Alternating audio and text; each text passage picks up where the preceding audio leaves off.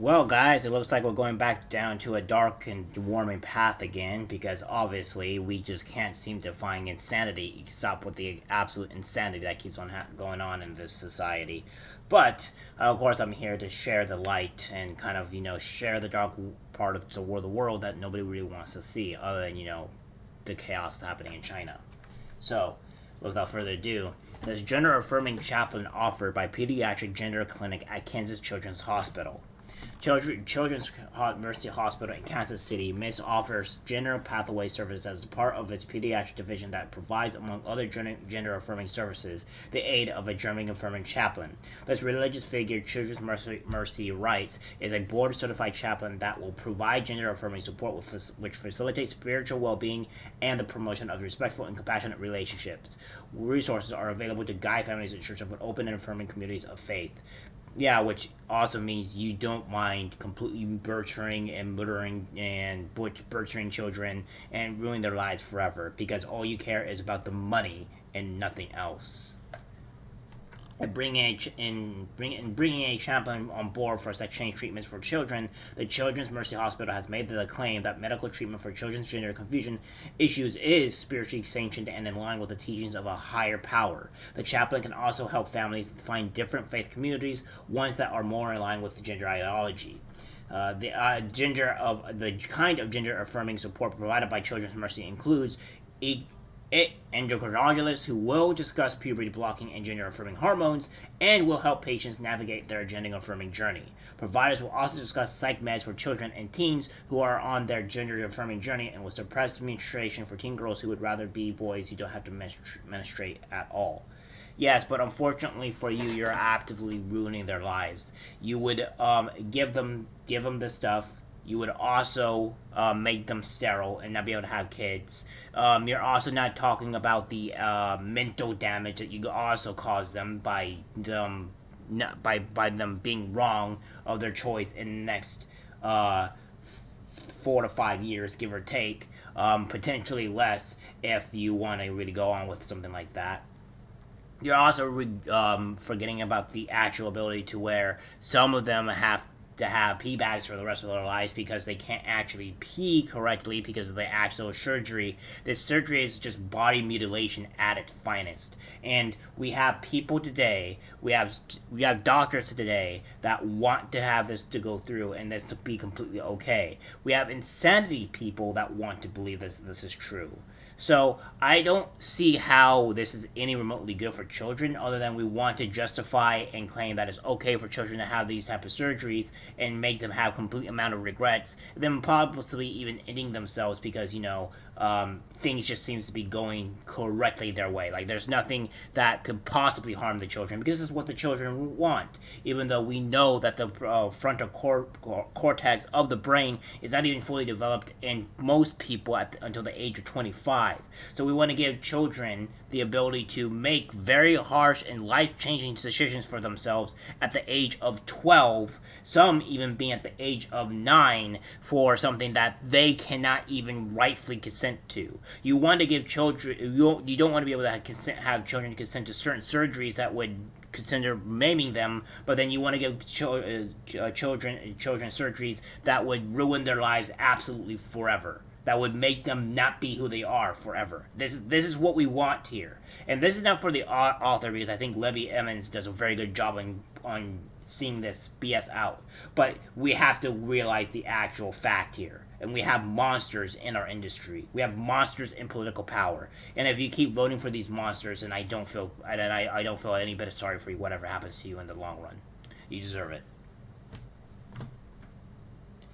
Speech therapy is available for gender affirming voice coaching so that children and teens who are at war with their bodies in order to realize their true selves can disguise the sound of their own voices. In service to the promotion of their sex change therapies for children, Children's Mercy shares a video with a mother and her transgender biological female child who reached out to the hospital when her child expressed a wish to live at the opposite sex. I didn't know what being transgender meant, the mother says in the promo for Children's Mercy Services said, and I needed confirmation that this was the real deal, that this gender dysphoria was real. We called Children's Mercy and the person on the other end of the line said, you called the right place. Yeah, The reason why they said that you've called the right place or anything of that remote of anything of that at all is because of the mere fact that they're trying to get money from you. That is the reason why. These people are unethical. These people are monsters. They only want the money and they don't give a damn about your child at all. That's just the true fact of everything. Right away, this mother felt better, felt like that she could put her child in the hands of these doctors and perhaps a chaplain that would guide her child Alex on a gender-affirming journey. I may believe, I don't know how long this is, so we'll check real quick. What is It's a minute 33, so we probably won't do this, but we'll read what it actually says here. We have given away religion. We have given away culture. We have given away meaning when we are expecting anybody to be able to stand up on anything. It was, yeah, I agree. Again, I said, Libby Evans does really good work. I suggest following her to get all this stuff out. It was such a relief.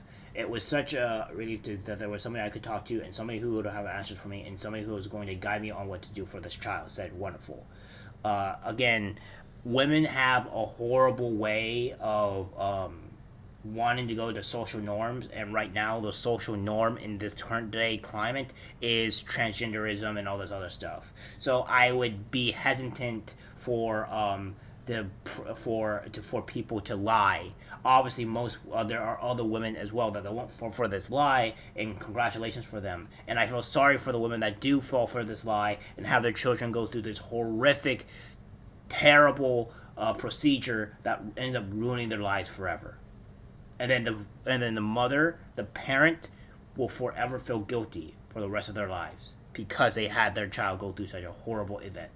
And I don't think they'll ever forgive themselves.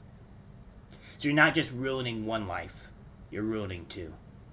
Good job, doctors. You're doing a real good job.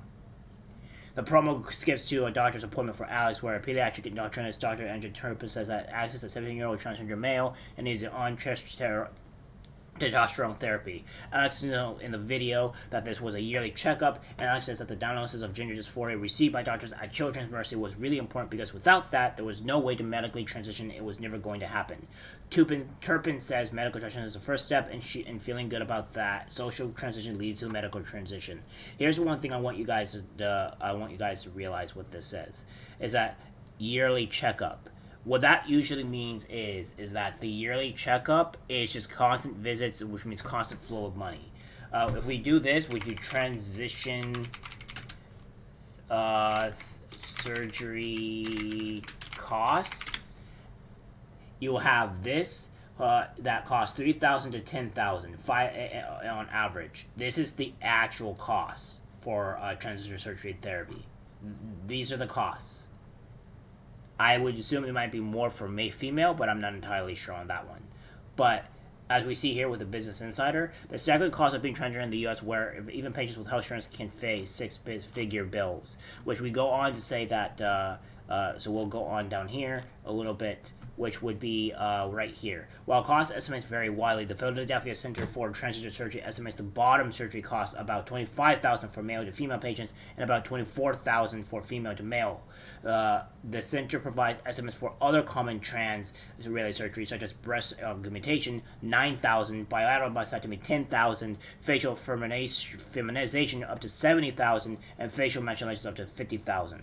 So you can see why they want to do this, guys. This isn't just like a simple of things to where like they're not that the doctors are benefiting from this. No, they're immensely benefiting from this. It's a very, very expensive and lucrative way for doctors to get a lot of money out of this, and hospitals too. Don't think that they're on their side. They never have been and never will be. Turpin says social transition is his first step, and feeling good about the social transition leads to medical transition. She also cites statistics that say 30 to 40% of gender dysphoric people attempt suicide. And yeah, they will continue to commit suicide because it does not help them. You're making normal, healthy individuals do not have this this bad brain development, because obviously their brain is still developing at that age, at 12 to honestly 25, but it's worse at the very younger ages, which is why you think they're trying to prey on the younger children, because they make irradical bad decisions. It's normal for kids like that age, and they prey on the children, and they are ruining their lives and potentially even killing them. They have blood on their hands. Those statistics, however, have been debunked. Despite the unwavering, confident manner in which these claims are often asserted, there is no good evidence that failing to affirm minors and their gender identity will increase the likelihood of them committing suicide, said Lara Popor, a fellow at the Manhattan Institute and researcher with PhD in political science. Yes, you are saying this specifically because you want damage to the children in general. That is why. There is no other reason why. You want to ruin children. You're a monster. Gender activists commonly argue that roughly for a 10 transgender identified youth, attempting suicide when not socially and medically affirmed. Does the research bear this out? The simple answer is no, Sepper adds. Yet the affirm or suicide attempt is one which routinely pushed by activists and healthcare providers as to why children and teens must be allowed to undergo medical sex change treatments from puberty blockers to cross-sex hormones, to mastectomies and other surgeries. There have been reports from transgenders who have said that mental health professionals have encouraged them to tell their parents and doctors they are suicidal in order to gain access to treatment. Alex said, I couldn't be happier, and explained how the doctors allowed Alex to make the medical choices to stay alive. Your children will most likely end himself within the next 5 to 15 years, give or take on how bad he goes down this horrible road. So, have fun with that. So many people in my community die before they're adults, so you can't treat them, blah, blah, blah, blah, blah. So we all know all this other stuff. Yeah, dark world we live in. And we have monsters doing this, and people lying to their kids. So, again, we want to go on to this reality that this is just a normal thing, but it's just people being absolute monsters. So yeah. Don't trust these people. Make sure you keep your kids safe away from these monsters, and make sure you check out what dog you're going to, because they could very actively ruin your kid's life. All right, guys, that's it for the video. Like, subscribe, share, and as always, take care.